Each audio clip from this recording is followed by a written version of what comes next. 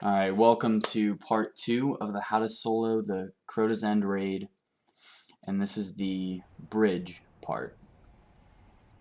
So there are many different ways that you can go about soloing this section of the raid. The one I'm going to show you is basically any class can do it. For Warlocks and Titans, all you have to do kill the sword bearer, pick up the sword, and then there's a specific place that you have to get on top of, and then you'll be able to jump across the gap.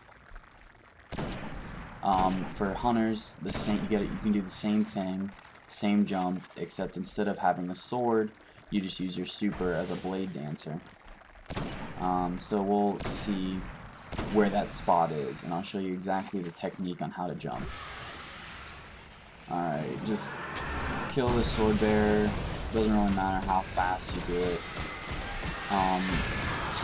One key is not to stand on that plate for more than a second. You want to get on there and start it, but you don't want to stay on there, otherwise it'll start the Annihilator totems. So you're going to stand right on this, jump as high as you can up until it says turn back, and then you just start swinging your sword with the right bumper on Xbox, whatever melee is, the sword.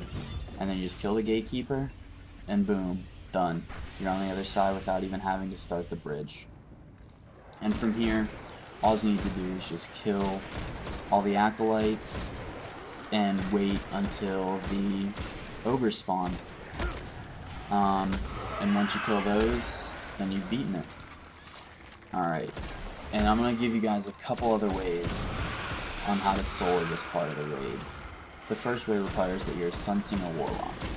So for this one, you're going to start it the exact same way as you normally would, by running over the plate to start the bridge forming for a second, and then hopping off of it so you don't form the bridge and die from the totems. And you're just going to kill stuff or wait until you get your super.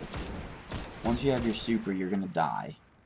And then you're going to wait until the countdown to reset gets to 1, and you can see all of the enemies on your side of the bridge despawn. And as soon as that happens, you need to pop your super, and then you'll be able to stay on that side and nothing will spawn, and everything on the other side will.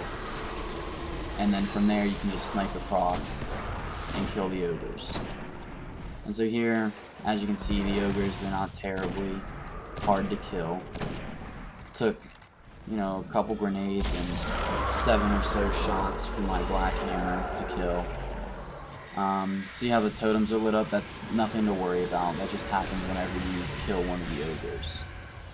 I run over there just to be sure, but it's not really necessary. The last way to beat this is something that doesn't require a specific class or subclass. You can be any class, Warlock, Hunter, Titan, doesn't matter. So the idea behind this one is that there's a limit in terms of height as to where everything spawns or despawns. I'm not the one who originally found this or anything. I just saw a video today and I thought I'd share it with you.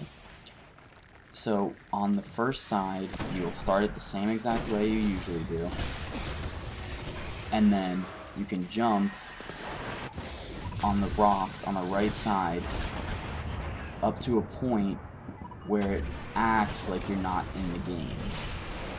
And so everything despawns once again, and from there you just do the traditional sniping from that side to kill the ogres. And so now you can see everything's despawned, the 2 ogres have died, and now the new mission appears, and you've beaten the second part of the Crota's End raid.